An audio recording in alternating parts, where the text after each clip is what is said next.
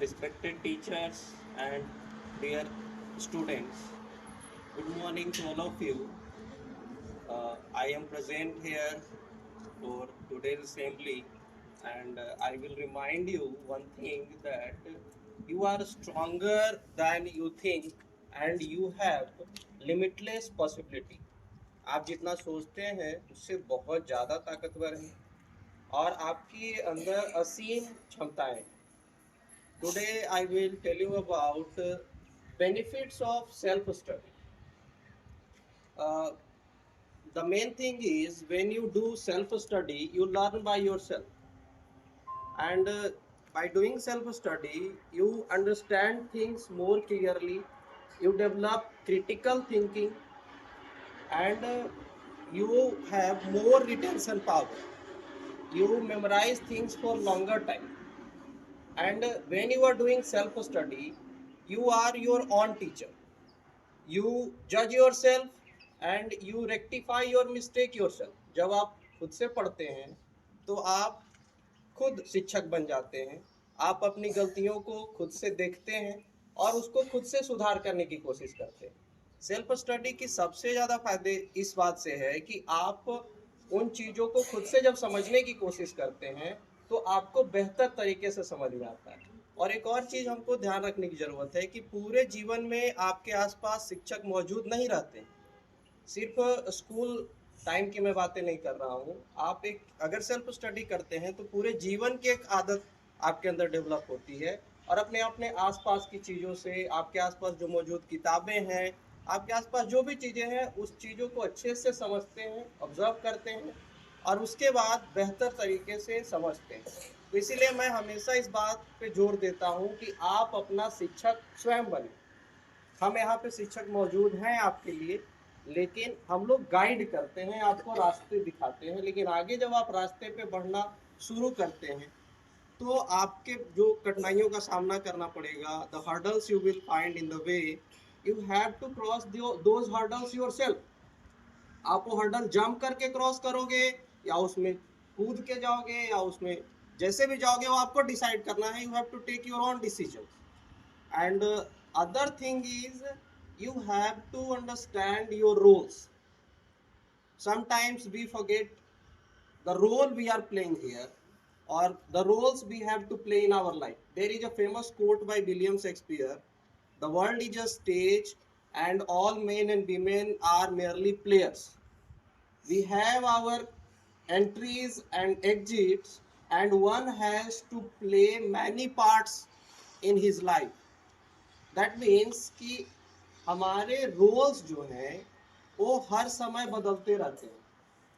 If you are here in the school you are students, but when you go to your homes you are sons, daughters, brothers or sisters, and each time you have to play different parts. When you are in a cricket field, someone is a batsman and someone is a bowler, and their parts are fixed. He will ball and he will bat. So you can't interchange that role. If I am a teacher and when I enter the school, I am only a teacher. I can't be anyone else. I have to be like a teacher. I have to behave like a teacher. And if you are a student in a classroom, you have to be like a student.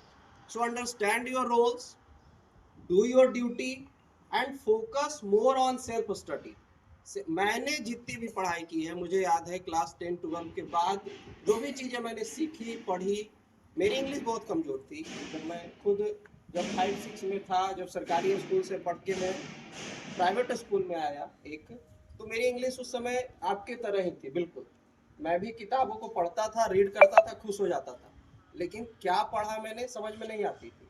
लेकिन लगातार मैं पढ़ते रहा. Newspaper पढ़ना हो, हिंदी, आप भाषा, अगर हम तीसरी एक और इम्पॉर्टेंट बात आज की बातचीत में जोड़ूं तो भाषा सीखना, लैंग्वेज लर्निंग की प्रोसेस. आप ऐसा नहीं कि आप अचानक सीख जाते हो. अगर आपको इंग्लिश सीखनी है या हिंदी सीखनी है तो इंग्लिश सीखनी है तो पहले हिंदी आपको अच्छे तरीके से आनी चाहिए. आप हिंदी नहीं आती, आप डायरेक्ट इंग्लिश सीखोगे तो चूंकि हम लोग एक बाइलिंगुअल इन्वायरमेंट में रहते हैं और दोनों भाषाओं पे पकड़ हमारी होनी चाहिए. सो I will again remind you that please learn by yourself, focus more on your self study, ask a question. When we start some chapter, जैसे कि आप कोई चीज पढ़ना शुरू करते हैं तो there are some rules like before chapter is started by teacher, you have to read the chapter yourself. Read, revise and then repeat and after that question. यानी कि टीचर के पढ़ाने से पहले आप चैप्टर को पढ़ के आओ, जब टीचर ने चैप्टर को एक्सप्लेन किया फिर से जाके उसको रिवाइज करो और फिर आप क्वेश्चन खुद करो उस चैप्टर से कि क्या क्या क्वेश्चंस हो सकते हैं और फिर आप टीचर से उन सवालों का जवाब मांगो। क्वेश्चन पूछना आपका सबसे बड़ा अधिकार है। एक स्टूडेंट होने का सबसे बड़ा धर्म आपका है कि आप सवाल पूछो। Be a critical thinker. आप सवाल नहीं पूछते हैं क्लासरूम में, हम लोग बस जाते हैं, ऐसे लगता है कि किसी अनजान पत्थर मूर्ति बैठी हुए उसको पढ़ा रहे हैं, सवाल आते नहीं है ना। तो सवाल पूछिए, तंग कीजिए टीचर्स को तंग कीजिए अपने सवालों से, आपके पास बहुत सवाल रहते हैं, सवाल पूछिए।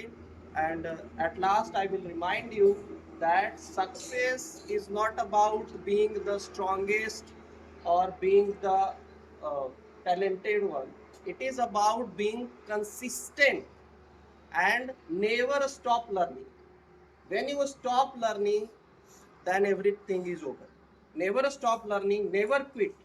आपके अंदर बहुत क्षमता है, आप सीख सकते हैं। आप पढ़ाई में किस स्तर पे मैटर नहीं करता, आज आप 40% स्कोर कर रहे हैं, 60 कर रहे हैं, 80 कर रहे हैं, nothing will matter. Next year you will start a new chapter in your life and you have to learn, start learning again by the start. You will begin everything from start. So ऐसा मत सोचिए कि मेरी क्षमताएं कम है, आपके अंदर क्षमताएं हैं, आपको हर बार नई चीज सीखने के लिए मिलेगी और आप पूरी ताकत से फिर नई चीज की शुरुआत करोगे। जैसे कि एग्जांपल हम लोग लेते हैं, मैं क्लास में बार बार डिस्कस करता हूँ, जैसे मुझे फुटबॉल खेलने नहीं आता है या मुझे वॉलीबॉल या बैडमिंटन खेलने नहीं आता है, तो जब मैं ग्राउंड में जाऊंगा तो मैं खेल को समझूंगा, देखूंगा और जब मैं ग्राउंड में उतरूंगा तो उस खेल के नियम तौर तरीकों को सीखूंगा, तभी मैं उस खेल को सीख सकता हूँ। तो खेल हो या पढ़ाई, आपको उसमें शामिल होना पड़ेगा, अपनी जिज्ञासा को बढ़ाना पड़ेगा और तब हम लोग बेहतर सीख पाएंगे और आप एक बेहतर इंसान बन पाएंगे। अपने आप को जज कीजिए, अपना चेहरा निहारिए, अपने राइटिंग को देखिए कि क्या मैं जो लिख रहा हूँ वो मुझे सुंदर लग रहा है या नहीं लग रहा है। आपको अगर अच्छा नहीं लग रहा है तो किसी को अच्छा नहीं लग रहा, तो आप अपना टीचर स्वयं बने। Thank you so much, have a nice day.